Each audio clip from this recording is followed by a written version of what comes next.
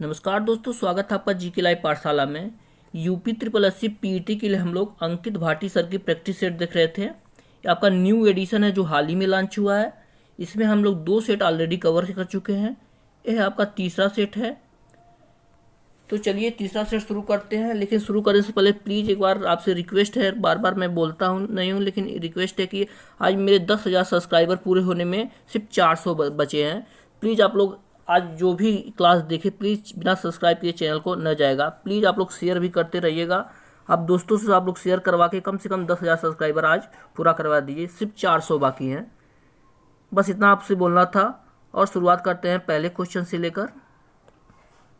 पहला क्वेश्चन दिया गया आपका, वेदों में संपूर्ण सच्चाई निहित है, यह व्याख्या किसने की थी? तो सही जवाब हो जाएगा आपका ऑप्शन नंबर ए सही हो जाएगा।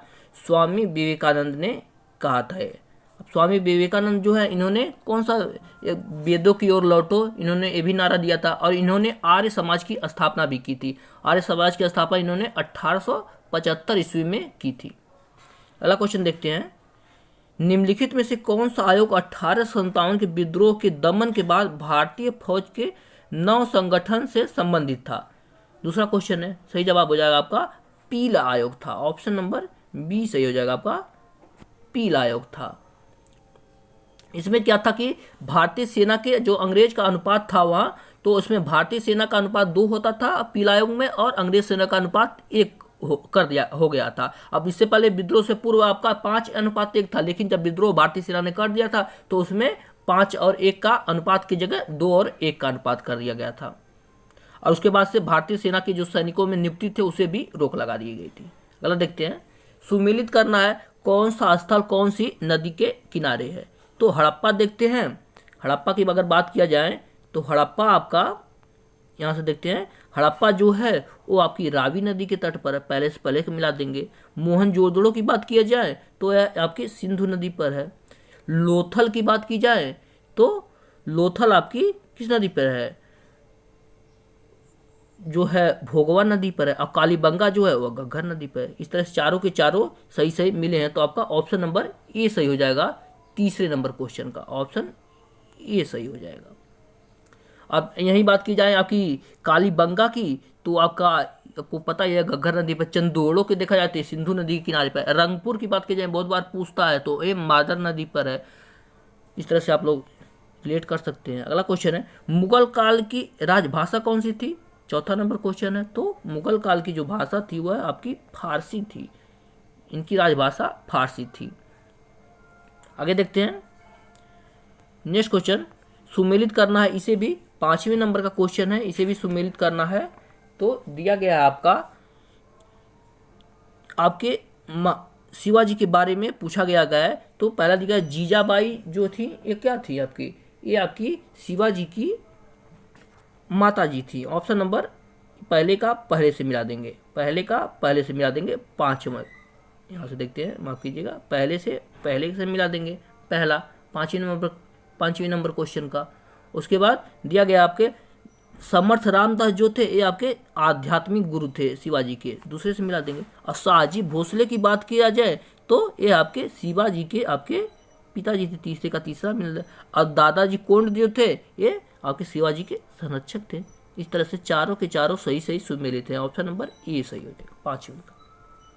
आते हैं आपके नेक्स्ट क्वेश्चन पर। 6वें नंबर क्वेश्चन को देखते हैं। ये भी आपके सुमेलित करना है। आपका दिया गया है, कुछ दिया गया है, नाम दिए गए हैं और अधिवेशन के, कांग्रेस के जो अधिवेशन है उसके अध्यक्ष रहे हैं उनके बारे में पूछा गया है। तो डॉक्टर एम अंसारी जो है तो 21 अधिवेशन के अध्यक्ष रहे हैं। तो ये आपके मद्रास अधिवेशन के अध्यक्ष रहे हैं। यहाँ से तीसरे से मिला देंगे। पुरुषोत्तम दास टंडन की बात किया जाए तो ये आपके नासिक से रहे हैं, नासिक के अध्यक्ष रहे। सरोजिनी नायडू को देखा जाए तो ये आपकी कानपुर की रही हैं, कानपुर की अध्यक्षता की है। और सुभाष चंद्र बोस जी आपको पता है हरिपुर का अध्यक्षता की है। तो इस तरह से पहले का दूसरा से और दूसरे का चौथा से, तो पहले का दूसरा से दूसरे का चौथा से दोनों ऑप्शन से नहीं दिख रहे हैं।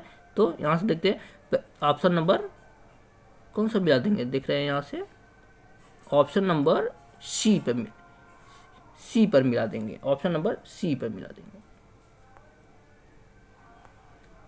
फिर आते हैं नेक्स्ट क्वेश्चन पर। दिया गया है 1935 के भारत सरकार अधिनियम की कौन सी एक विशेषता नहीं थी। 7वें नंबर का क्वेश्चन है। तो यहाँ में केंद्र के साथ राज्यों में द्वैध शासन, ये तो लगा ही था। और आगे देखते हैं आपके द्विसदनीय मंत्रिमंडल, ये भी था आपका। और आपका प्रांतीय स्वतंत्रता और अखिल भारतीय संघ, तो आपका अखिल भारतीय संघ भी था लेकिन प्रांतीय स्वतंत्रता जो था यह नहीं था। तो विशेषता आपकी 7वें नंबर क्वेश्चन का सही आंसर हो जाएगा आपका ऑप्शन नंबर ए, केंद्र सरकार के साथ राज्यों का द्वैध शासन नहीं था। इसमें ऑप्शन नंबर ए सही हो जाएगा। और बाकी आपके द्विनात्मक संस्थात्मक ये भी था, प्रांतीय स्वतंत्रता थी और अखिल भारतीय संघ भी था। ऑप्शन नंबर ए सही हो जाएगा 7वें का। 8वां नंबर क्वेश्चन देखते हैं, भारत एवं पाकिस्तान का विभाजन किस योजना के तहत हुआ था। 8वें नंबर का क्वेश्चन है। तो सही जवाब हो जाएगा आपका माउंटबेटन योजना के तहत भारत पाकिस्तान का विभाजन। तो ऑप्शन नंबर ए सही हो जाएगा 8वें का। और कब हुआ था, 15 अगस्त आपका 1947 में, 3 जून 1947 को हुआ था यह। आगे देखते हैं अल हिलाल समाचार पत्र किसके द्वारा राष्ट्रीयता के प्रचार के लिए शुरू किया गया था। 9वें नंबर का क्वेश्चन है। तो यह शुरू किया गया था आपका मौलाना अबुल कलाम आज़ाद के द्वारा किया गया था। आपका ऑप्शन नंबर सी सही हो जाएगा आपका, मौलाना अबुल कलाम आज़ाद सही जवाब हो जाएगा आपका। आगे देखते हैं, ब्रिटिश हाउस ऑफ कॉमन्स का चुनाव जिस प्रथम भारतीय लड़ रहे थे वो कौन से थे। तो सही जवाब हो जाएगा आपका, ये थे आपके दादा भाई नौरोजी थे। ऑप्शन नंबर ए सही हो जाएगा। और ये इन्होंने जीत भी हासिल की थी वहाँ पर। और इन्होंने इस बात का वर्णन कहाँ किया गया है, अपनी पुस्तक, उनकी पुस्तक है poverty and British rule in India में, उन्होंने लिखा है। आगे देखते हैं, नेक्स्ट क्वेश्चन है, भारत की सर्वाधिक वर्षा मुख्यतः प्राप्त होती है कहाँ से। सही जवाब हो जाएगा आपका दक्षिण पश्चिमी मानसून से भारत में सबसे अधिक वर्षा होती है, दक्षिण पश्चिमी मानसून। ऑप्शन नंबर सी सही हो जाएगा। 12 नंबर का क्वेश्चन देखते हैं, संगमरमर क्या है।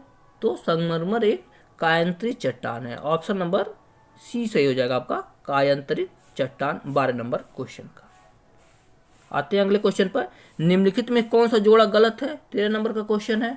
तो देखते हैं, भुवनेश्वर जो है वो आपका महानदी पर नहीं है, आपकी कुआखाई नदी पर स्थित है। तो पहला ही जोड़ा आपका गलत हो जाएगा। सूरत आपका ताप्ती नदी पर है ही, और उसके बाद कोटा जो है वह चंबल नदी पर है, ये भी सही है आपका। और जबलपुर जो है वो नर्मदा नदी पर है। तो लेकिन भुवनेश्वर जो है वो महानदी पर न होकर कुआखाई नदी पर हो। तो आपका ऑप्शन नंबर ए ही गलत सुमेलित है। तो यहाँ से सही बढ़ाते आगे चलें। आगे देखते हैं नेक्स्ट क्वेश्चन, भारत का अक्षांशीय फैलाव कितना है।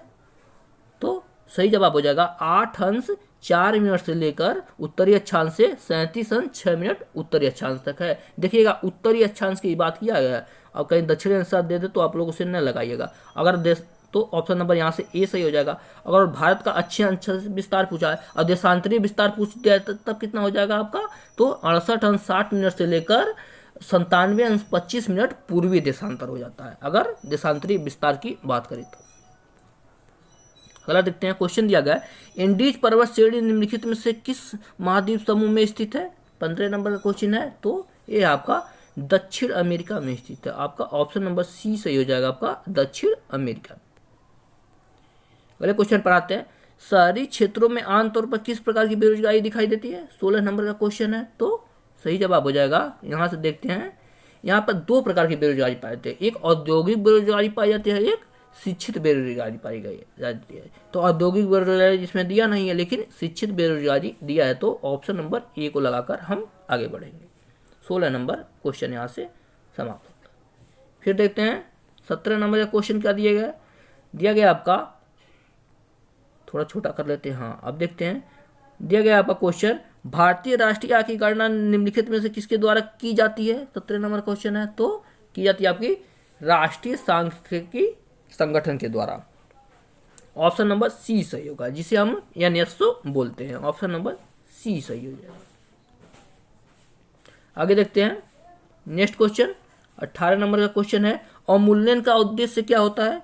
तो अवमूल्यन का उद्देश्य आपका होता है निर्यात को प्रोत्साहित करना। ऑप्शन नंबर डी सही हो जाएगा 18 नंबर क्वेश्चन का, यानी आयात में कमी लाना, यानी निर्यात को प्रोत्साहन करना। जब आयात में कमी लाएंगे निर्यात में प्रोत्साहन होगा और ये अवमूल्यन कहलाता है। यानी रुपये का मान अगर सही रूप से देखा जाए तो वहाँ पर गिर जाता है। आगे देखते हैं, भारत में हरित क्रांति का सर्वाधिक प्रभाव किस फसल पर पड़ा था? 19 नंबर क्वेश्चन है। तो यह पड़ा था आपका गेहूं उत्पादन में। ऑप्शन नंबर ए सही हो जाएगा आपका। गेहूं उत्पादन में हरित क्रांति का सबसे अधिक प्रभाव पड़ा था। 19 नंबर क्वेश्चन है। अगला देखते हैं, वस्तु एवं सेवा कर जीएसटी लागू करने वाला पहला देश कौन सा था? सही जवाब हो जाएगा आपका ऑप्शन नंबर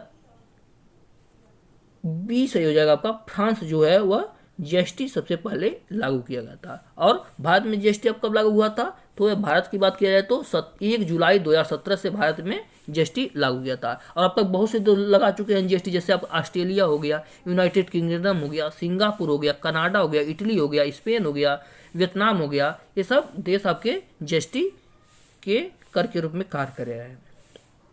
अगला क्वेश्चन देखते हैं, भारत की संसदीय प्रणाली प्रभावित है किससे? तो सही जवाब हो जाएगा ऑप्शन नंबर ए सही हो जाएगा आपका। इंग्लैंड से प्रभावित है। ऑप्शन ए सही हो जाएगा। नेक्स्ट क्वेश्चन है, नागरिकता का लोप होने का एक नियम क्या है?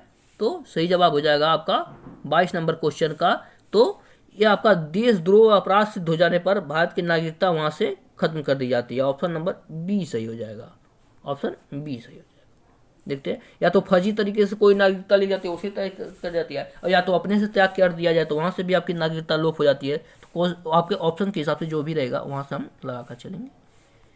अगला देखते हैं, मूलभूत संविधान में कौन से भाग में राज्य लोक कल्याण की संकल्पना सम्मिलित की गई है? 23 नंबर का क्वेश्चन है। तो सही जवाब है आपका अनुच्छेद 4 से लेकर अनुच्छेद 36 तक की बात की गई है मूलभूत की। 26 नंबर क्वेश्चन है। तो किस में आ जाता है? चौथी अनुसूची में आ जाता है आपका। ऑप्शन नंबर सी सही हो जाएगा आपका। माफ कीजिएगा, राज्य के नीति निर्देशक तत्वों में बात की गई। ऑप्शन नंबर डी सही हो जाएगा। फिर आते हैं आपका, जिले की पुलिस व्यवस्था का प्रमुख होता है कौन? 24 नंबर क्वेश्चन है। तो सही जवाब हो जाएगा आपका एसपी होता है। एसपी जिसे पुलिस अधीक्षक बोलते हैं, वह आपके पुलिस व्यवस्था का प्रमुख होता है आपका। ऑप्शन नंबर ए सही हो जाएगा 24 नंबर क्वेश्चन का। आगे देखते हैं 25 नंबर क्वेश्चन, निम्नलिखित में कौन सी पंचायती राज संस्था नहीं है? 25 नंबर क्वेश्चन है। तो ग्राम पंचायत होता है आपका, 3 स्तर होते हैं आपका बलवंत राय मेहता के अनुसार। तो इसी त्रिस्तरीय पंचायती राज व्यवस्था इसमें लागू है। तो पहला स्तर आपका ग्राम पंचायत हो जाता है, दूसरा पंचायत समिति हो जाता है, तीसरा स्तर आपका जिला परिषद हो जाता है। तो ग्राम पंचायत दिया है, पंचायत समिति दिया है, जिला परिषद भी दिया है, लेकिन नगर परिषद नहीं होता है, नगर निगम के अंतर्गत आता है। तो ऑप्शन नंबर डी जो है इसमें नहीं आता है। अगला क्वेश्चन है, अंतरिक्ष यात्री को आकाश का रंग दिखाई देता है, कैसा दिखाई देता है? तो काला दिखाई देता है। ऑप्शन नंबर सी सही हो जाएगा, काला दिखाई देता है। अब क्वेश्चन पूछता है कि अंतरिक्ष का रंग काला क्यों दिखाई देता है? तो वहां पर वायुमंडल के अभाव के कारण काला दिखाई देता है। कभी कभी क्वेश्चन पूछता है कि आकाश का रंग नीला क्यों दिखाई देता है? अगर नीला की बात किया जाए तो प्रकाश के प्रकीर्णन के कारण जो होता है आकाश का रंग नीला दिखाई देता है। इस बात को भी आप लोग ध्यान रखिएगा। आते हैं 27 नंबर क्वेश्चन पर, झूठ का पता लगाने वाले यंत्र किस नाम से जाना जाता है? तो झूठ का पता लगाने वाले यंत्र को आपको पॉलीग्राफ बोला जाता है। पॉलीग्राफ बोला जाता है। ऑप्शन नंबर ए सही है। जहां तक बात की जाए पायरोमीटर का, तो इससे विकिरण की उष्मा की तीव्रता नापी जाती है। 27 नंबर क्वेश्चन का सही जवाब आपका पॉलीग्राफ हो जाएगा। आगे देखा जाए आपका, अगर गायरोस्कोप की बात किया जाए, देखिए यहाँ ऑप्शन नंबर सी में जो दिया गया गायरोस्कोप, इसकी बात किया जाए तो इससे आपके अभिन्यास कोणीय वेग को मापा जाता है। और काइग्रोमीटर की बात किया जाए जो चौथे नंबर पर दिया, इससे आपका ऊतक पर जेनोबायोटिक के प्रभाव का अध्ययन करने के लिए इसका प्रयोग किया जाता है। आगे देखते हैं, रेडियो एक्टिविटी का आविष्कार किसने किया था? 28 नंबर क्वेश्चन है। तो इसका आविष्कार आपके हेनरी बेकलर ने किया था। हेनरी बेकलर ने रेडियो एक्टिविटी का आविष्कार किया था। आपका ऑप्शन नंबर बी सही हो जाएगा आपका। और रदरफोर्ड की बात की जाए तो इन्होंने प्रोटॉन की खोज की थी। और आपका देखा जाए तो मैडम क्यूरी की बात किया जाए तो इन्होंने कौन से किया था? आप लोग कमेंट में जरूर बताइएगा मैडम क्यूरी ने किसी खोज की थी। चलिए हम ही बता देते हैं, रेडियम की खोज की थी। और रेडियम के अलावा और किस तत्वों की खोज की है उसके साथ ही वो लोग आप बताइएगा। आगे देखते हैं, प्लीज़ आप लोग चैनल को सब्सक्राइब जरूर कीजिएगा। आगे देखते हैं, भू प्रॉपर्टी में सर्वाधिक मात्रा में कौन सा तत्व पाया जाता है? 29 नंबर क्वेश्चन है। तो इसमें सबसे अधिक मात्रा में आपका ऑक्सीजन पाया जाता है। ऑप्शन नंबर ए सही हो जाएगा आपका। सबसे अधिक मात्रा में ऑक्सीजन इसमें पाया जाता है। और दूसरे नंबर की बात किया जाए तो दूसरे नंबर पर सिलिकॉन पाया जाता है। 30 नंबर क्वेश्चन देखते हैं, हमारे शरीर की लघुत्तम हड्डी कहाँ पाई जाती है? तो लघुत्तम हड्डी जो है यह पाई जाती है आपके कान में पाई जाती है, और इस हड्डी का नाम क्या है? स्टेपीज नाम है इस हड्डी का। अगर यहीं सबसे बड़ी हड्डी की बात किया जाए तो उसका फीमर नाम है, जो कि हमारे जांघ में पाया जाता है। अगर हमारे शरीर की सबसे पतली हड्डी की बात की जाए तो फिबुला होता है, ये भी हमारे पैर में ही पाया जाता है। अगर कुल हड्डियों की बात किया जाए तो भारत मानव में आपके कुल 206 हड्डियाँ होती है। अगर यहाँ वयस्क में हो जाती है और बच्चों की बात किया जाए तो वहाँ पर आपका 300 हड्डियाँ हो जाती हैं। इस तरह से आप लोग ध्यान रखिएगा, क्वेश्चन पूछे जाते हैं। यहाँ से मैथ की शुरुआत होता है, मैथ को हम लोग स्पीक करेंगे और आपका मैथ का PDF आपको टेलीग्राम चैनल में मिल जाएगा, तो आप लोग टेलीग्राम चैनल ज्वाइन करना न भूलें। आगे देखते हैं हम लोग। दिया गया क्वेश्चन आपका पोप धन अन किस स्वर संधि का उदाहरण है? तो ये आपका सही जवाब हो जाएगा अयादि संधि का उदाहरण है। पो धन यानी मिलके पवन होता है, आपको पता ही है, तो यह है आपका अयादि संधि का उदाहरण है। ऑप्शन नंबर बी सही हो जाएगा। अगला क्वेश्चन देखते हैं, निम्नलिखित में से विचित्र का पर्यायवाची क्या होगा? 37 नंबर क्वेश्चन है। सही जवाब हो जाएगा आपका विलक्षण होता है। विचित्र का पर्यायवाची आपका विलक्षण होता है। ऑप्शन नंबर सी सही हो जाएगा। फिर आपका जो इंद्र पर विजय प्राप्त कर चुका है उसके लिए एक शब्द क्या है? तो आसान क्वेश्चन है, उसे इंद्रजीत बोलते हैं, इंद्रजीत बोलते हैं आपका। यहाँ से ऑप्शन नंबर सी लगा कर आगे बढ़ेंगे। ऑप्शन सी सही हो जाएगा इंद्रजीत। अगला आपका कुल और कुल शब्द का सही अर्थभेद क्या होगा? तो एक कुल मतलब होता है आपका सब होता है, यानी कुल, हमें कुल चाहिए, कुल हो गया। और एक कुल होता है वो आपका वंश होता है, तो सब और वंश लगा कर आगे बढ़ेंगे। ऑप्शन नंबर डी लगा देंगे यहाँ से। फिर अगले क्वेश्चन पर आते हैं। 40 नंबर क्वेश्चन है, दिया गया है निम्नलिखित में से शुद्ध वाक्य का चयन कीजिए। तो इसमें से शुद्ध वाक्य क्या हो जाएगा? गंदा पानी उबाल कर पिए। ऑप्शन नंबर ए सही हो जाएगा आपका, गंदा पानी उबाल कर पिए। 40 नंबर क्वेश्चन का सही जवाब हो जाएगा। अगला क्वेश्चन है, भारत के नए मुख्य चुनाव आयुक्त कौन बने हैं? 51 नंबर क्वेश्चन है। तो यह बने हैं आपके राजीव कुमार बने हैं। ऑप्शन नंबर बी सही हो जाएगा आपका, राजीव कुमार बने हैं। आगे देखते हैं, किस भारतीय क्रिकेटर ने अपनी आत्मकथा बिलीव लॉन्च की है? 52 नंबर का क्वेश्चन है। सही जवाब हो जाएगा आपका सुरेश रैना ने की है। ऑप्शन नंबर डी सही हो जाएगा आपका सुरेश रैना। क्वेश्चन नंबर 52 का सही आंसर हो जाएगा। नेक्स्ट क्वेश्चन देखते हैं, अंतर्राष्ट्रीय मुद्रा कोष IMF के नए मुख्य अर्थशास्त्री कौन बने हैं? 53 नंबर क्वेश्चन है। तो सही जवाब हो जाएगा आपका पियरे ओलिवियर बने हैं। ऑप्शन नंबर डी सही हो जाएगा आपका पियरे ओलिवियर गैरिसंच बने हैं। आपका ऑप्शन नंबर डी सही हो जाएगा, अरशद बने हैं। और इससे पहले कौन थी? तो इससे पहले आपके गीता गोपीनाथ थी, इन्होंने उनकी जगह ली है। आगे देखते हैं, प्रतिवर्ष विश्व ब्रेल दिवस कब मनाया जाता है? 54 नंबर क्वेश्चन है। तो सही जवाब हो जाएगा आपका 4 जनवरी को मनाया जाता है। ऑप्शन नंबर आगे देखते हैं, ऑप्शन नंबर सी से हो जाएगा आपका 4 जनवरी को विश्व ब्रेल दिवस मनाया जाता है। आगे देखते हैं, जनवरी 2022 को किस देश ने 73वें शतरंज ग्रैंड मास्टर कौन बने हैं? तो सही जवाब हो जाएगा आपका ये बने हैं भरत सुब्रमण्यम बने हैं। ऑप्शन नंबर ये सही हो जाएगा आपका भरत सुब्रमण्यम बने हैं, आपके 73वें ग्रैंड मास्टर बने हैं आपके। नेक्स्ट क्वेश्चन है, और ये 14 वर्ष की उम्र के हैं। अगला क्वेश्चन है, हाल ही में शीर्ष 10 वैश्विक सूची में शामिल होने वाला भारत का एकमात्र हवाई अड्डा कौन सा बना है? 56 नंबर क्वेश्चन है। तो ये आपका चेन्नई हवाई अड्डा, आपका ऑप्शन नंबर ये सही हो जाएगा। 56 नंबर क्वेश्चन का चेन्नई हवाई अड्डा बना है 10 के सूची में शामिल होने वाला। आगे देखते हैं, और इसमें शीर्ष स्थान पे पहले स्थान पे कौन रहा है? आपका अमेरिका का मियामी हवाई अड्डा जो है वह प्रथम स्थान पे यहाँ पे पाया है। आगे देखते हैं, हाल ही में जारी अंतर्राष्ट्रीय बौद्धिक संपदा सूचकांक 2022 में भारत का क्या स्थान रहा है? 57 नंबर क्वेश्चन है। तो भारत का आपका 43वां स्थान रहा है। आपका 55 देशों में भारत का 43वां स्थान रहा है बौद्धिक संपदा सूचकांक में। आगे देखते हैं नेक्स्ट क्वेश्चन, और इसमें अमेरिका जो है फर्स्ट स्थान पर रहा है।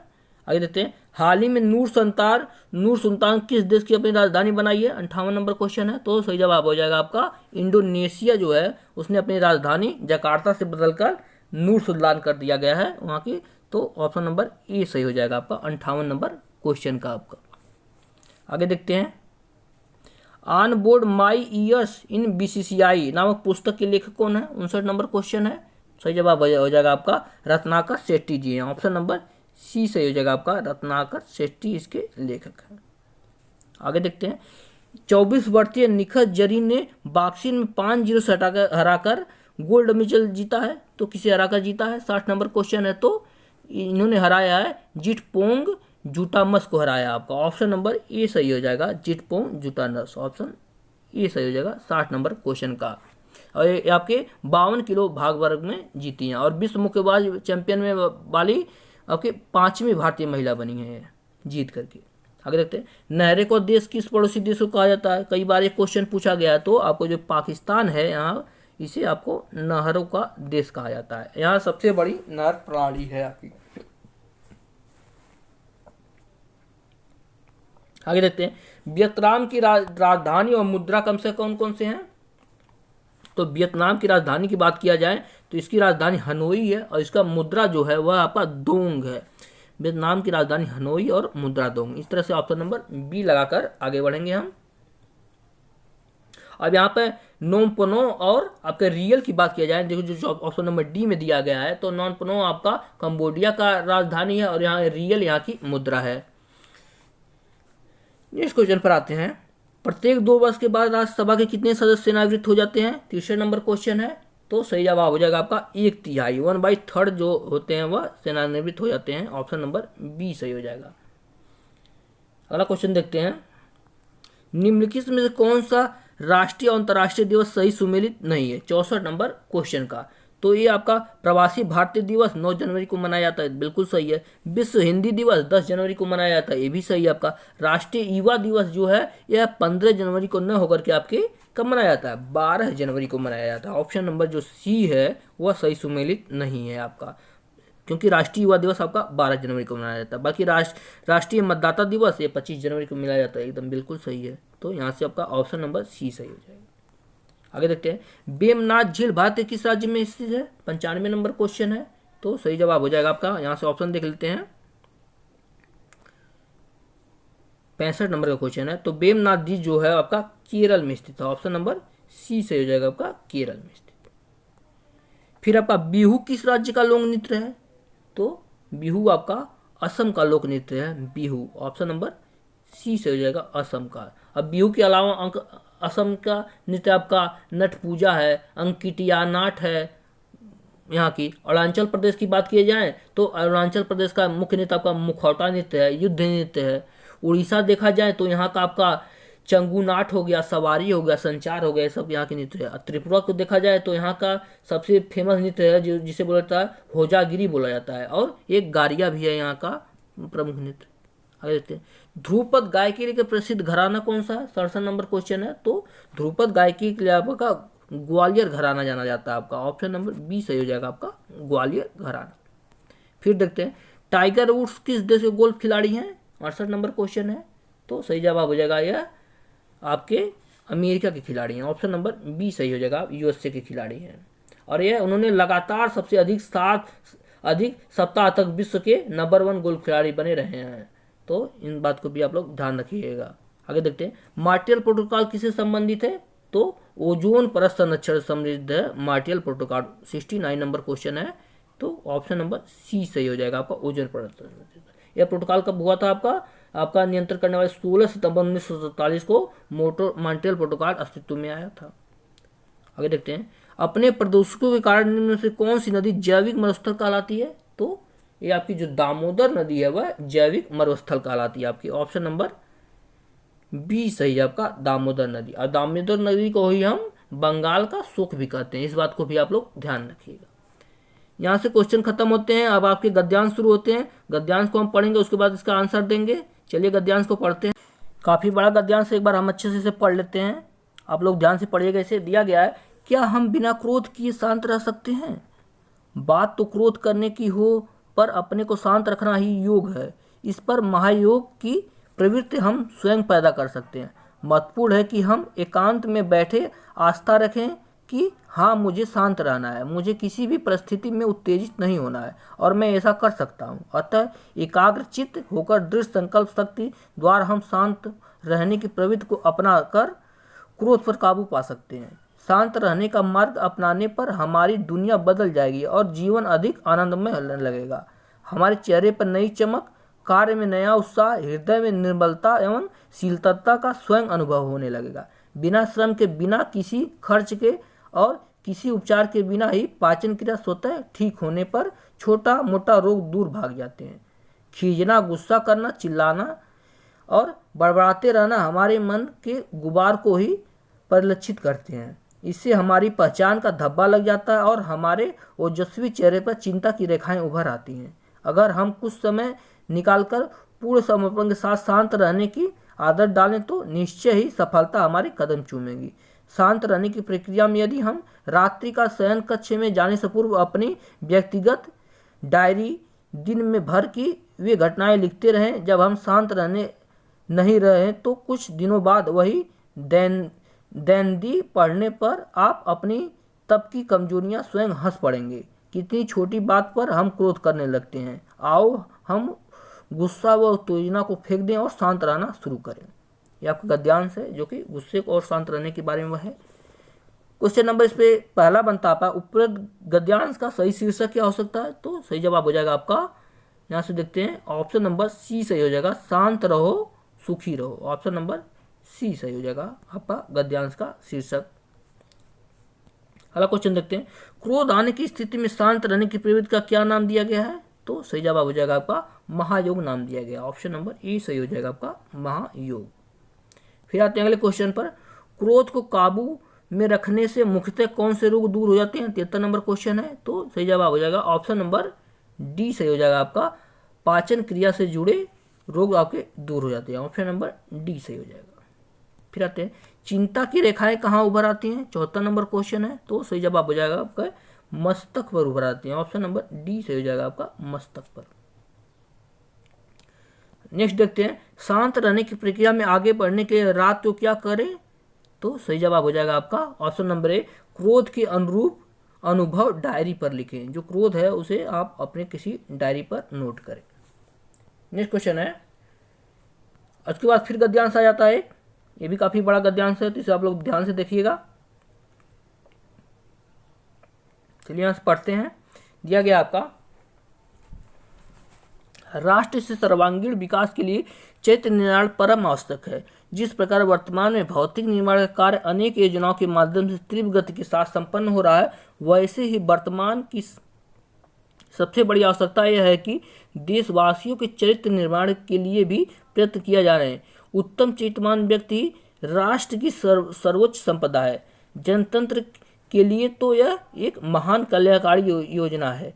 जन समाज में राष्ट्र, संस्कृति, समाज एवं परिवार के प्रति हमारा क्या कर्तव्य है, इसका पूर्ण रूप से बोध कराना एवं राष्ट्र में व्याप्त समग्र भ्रष्टाचार के प्रति निषेधात्मक वातावरण का निर्माण करना ही चरित्र निर्माण का प्रथम सोपान है।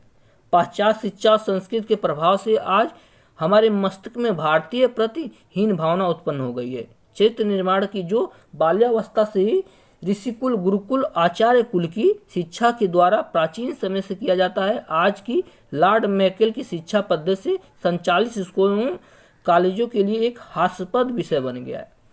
आज यदि कोई पुरातन संस्कारी विद्यार्थी संध्या वंदन या शिखा सूत्र रखकर भारतीय संस्कृति में जीवन बिताता है, तो अन्य छात्र उसे बुद्धू या अप्रगतिशील कहकर उसका मजाक उड़ाते हैं। आज हमारे अपने भारतीय आदर्शों का परित्याग करने के पश्चिम अंधाधुकरण को ही प्रगति मान बैठे हैं। इसका घातक परिणाम चरित्रव्य दोष के रूप में आज देश के सर्वत्र दृष्टिगोचर हो रहा है। यह आपका गद्यांश था। अब इस पे क्वेश्चन कैसे बनते हैं देखते हैं।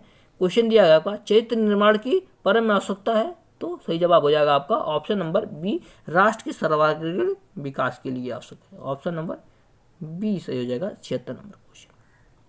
फिर आते हैं 77 नंबर क्वेश्चन को देखते हैं। दिया गया आपका, जनतंत्र के लिए लाभकारी होते हैं। तो सही जवाब हो जाएगा ऑप्शन नंबर सी सही हो जाएगा, उत्तम चरित्रवान व्यक्ति जो है वह जनतंत्र के लिए लाभकारी होते हैं। ऑप्शन नंबर सी सही।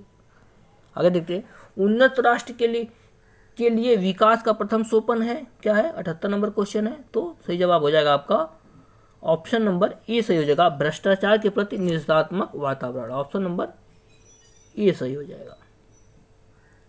आते हैं अगले क्वेश्चन पर। अप्रगतिशील रूप में मजाक उड़ाया जाता है जो, तो सही जवाब हो जाएगा भारतीय संस्कृति में जीवन बिताते हैं। आपका ऑप्शन नंबर डी सही हो जाएगा। फिर आपका 80 नंबर क्वेश्चन है, भारतीय के प्रति हीन भावना का कारण क्या है? तो सही जवाब हो जाएगा option number B, Lord Macaulay की शिक्षा पद्धति जो है वह भारतीयों के लिए हीन भावना का कारण है। ऑप्शन नंबर बी सही हो जाएगा। आगे देखते हैं, यहाँ से आपका मैथ की शुरुआत होती है। यहाँ से हम चैप्टर को समाप्त करते हैं, क्योंकि मैथ हम यहाँ से स्किप करेंगे। आपको पीडीएफ के रूप में पूरा मैथ मिलेगा, तो आप लोग टेलीग्राम चैनल को जरूर ज्वाइन कीजिए। आप प्लीज़ लाइक और शेयर सब्सक्राइब करते रहिएगा। धन्यवाद। मिलते हैं नेक्स्ट लेक्चर में।